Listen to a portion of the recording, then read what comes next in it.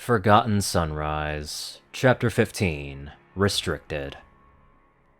After the near instantaneous flash of light and the loss of equilibrium that lasted just a bit longer, Pip found herself standing in near pitch black conditions, trying to remain on her hooves. Whoa there. Sorry, I forget that teleporting is quite disorienting for first-timers. She heard Sunset say. She saw the darkened features of the unicorn by a single beam of light coming from a small hole to their right. Teleporting? Where are we? Pip asked. The other side of this wall. This way there's a lot less to patch up once we're done here.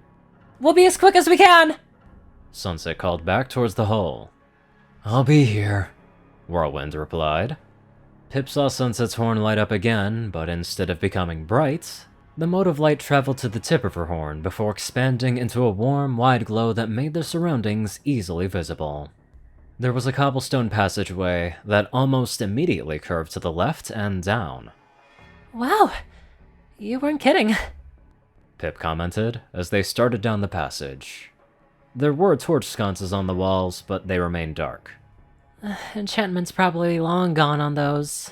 They usually light up when you get close, Sunset stated, glancing at the sconces whose torches had long since rotted away.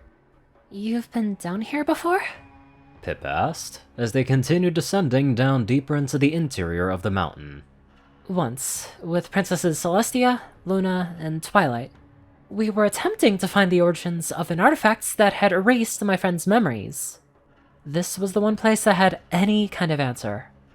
Sunny's gonna jump out of her horseshoes when she sees this place, Pip replied.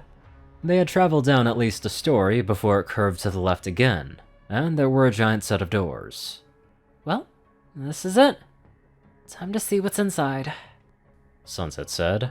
The glow of her horn intensified again and the doors groaned and creaked in defiance, having not been moved for who knows how long.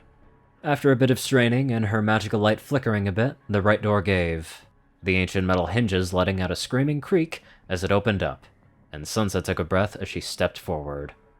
As they stepped into the large cavern, all guises of a pony-made corridor vanished, as the cavern had minimal additional construction done to it. Just two limestone balconies that ringed the room and faded into the darkness beyond Sunset's illumination. Pip was perhaps expecting something akin to what they had seen in the library of the Crystal Empire, but truth be told, there wasn't much here in comparison. A few undoubtedly fragile books on the shelves, but this mild climate cave didn't provide the conservation and protection that the Arctic's frigid temperatures did. Sunset, look at that, Pip said, pointing to a large carved stone table in the center of the cavern, with a lone chest on top of it. The unicorn stood and looked, and Pip was the first one to walk around the table, and her eyes widened when she saw the other side of the chest. What is it? Sunset asked. Pip glanced at Sunset before she placed her hooves on both sides of the chest, and rotated it so the other side was facing her. Your cutie mark is on it, The Pegasus commented, as the rotation was completed. Sunset's mouth dropped open as she stared at the oak and brass-bolted chest. This is the trunk from my old dorm room. What is it doing down here? Sunset asked, stepping up to the table, getting a closer look at the chest.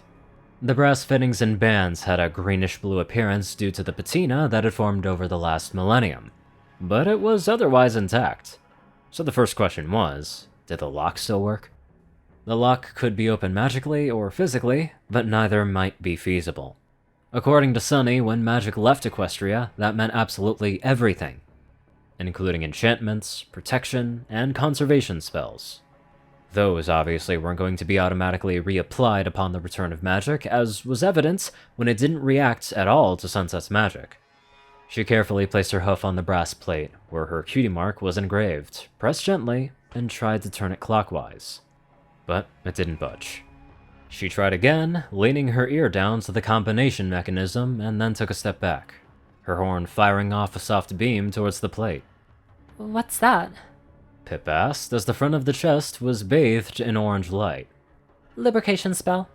I'm hoping it can get me the cam and dial working for the lock. Otherwise, I'm gonna have to figure out how to dismantle the chest without damaging whatever's inside. After several more seconds, the beam dissipated, and Sunset once again put her hoof on the plate. It began to rotate, and the dial clicked as it turned. After about 90 degrees, Sunset changed to rotating the plate counterclockwise. Pip remained silent as Sunset's ears twitched at the dial. She once again switched to clockwise, and after another half-turn, the lock popped open. The unicorn let out a quiet breath as her magic now focused on the hinges on the back, firing dual beams at them, attempting to lubricate them. Once that was done, she put her hooves on both sides of the top curved half of the chest and slowly lifted. There was some creaking protests from the hinges, but they let the lid of the chest swing up. Sunset lifted it up and over, and Pip put her hooves up to keep it from dropping once it passed the vertical position. Then they brought it down to rest against the back of the chest as the unicorn peered inside, horn letting up once again. Anything inside? Pip asked. Not saying anything, the first thing Sunset magically lifted out of the chest was a laminated letter. My dear Sunset, I figured lamination would help this last long enough for you to hopefully find this. Enough time has passed that it's clear to me now that something about your return went awry.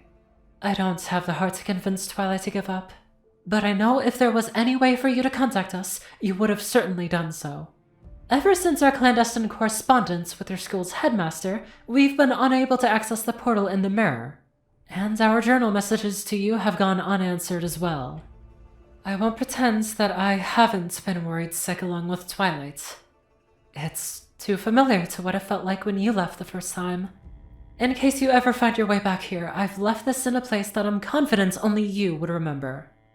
I can't imagine how you're feeling, or what you're going through, but I hope you find this, that it finds you in good health. I know you were looking forward to coming home, but maybe, just like last time, you wound up where you needed to be, even if you didn't know it at the time. I think about you often, Sunset, and I hope you're okay, wherever you ended up.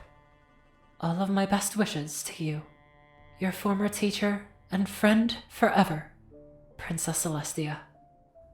Sunset sniffled as the tears ran down her cheeks, dampening her cheeks as she read the letter from Celestia. Swallowing the lump in her throat, she gently set the letter down on the stone table next to the chest. She looked at what was under it, and the waterworks continued as she lifted up a framed diploma, secured in a metal and glass case. Princess Celestia's School for Gifted Unicorns. To all whom these presents shall come, greeting be it known that Sunset Shimmer, having honorably fulfilled all the requirements imposed by the authorities of this institution, the presidents and the trustees of Princess Celestia's School for Gifted Unicorns, upon recommendation of the faculty, do therefore confer the degree of Bachelor of Magecraft, with all the honors, rights, and privileges to that degree appertaining. Sunset quivered as she slowly lifted the honorary diploma out of the chest. Pip came back around and looked at what she was holding. A diploma? I'm guessing congratulations are in order? She asked, putting a hoof around the unicorn's shoulders. School I essentially dropped out of. Because I wasn't patient. Because I couldn't temper my ambition. Because I wanted to dive headfirst into magic I absolutely was not ready for. Pip draped her right wing across the unicorn's back as she continued looking down at the encased certificate. I've barely gotten to know you, and it's clear that's not who you are anymore. And this diploma might be pretty appropriate right now. I've been to Bridalwood only once since reunification day, and I know Izzy's been practicing with telekinesis and illumination spells, but absolutely nowhere and nothing close to what you've demonstrated today. The unicorn smiled to turn at her new friend. So honestly, Sunset, take that diploma with pride, because right now, you are probably the most powerful unicorn in Equestria. Man, that was so heartwarming. It's one of the many reasons why I love this story. It just hits you right in the feels. Anywho, let's get on to our very supportive donators. Top donators are 630, Only One Thing, Ceru, Orion, and IronSky.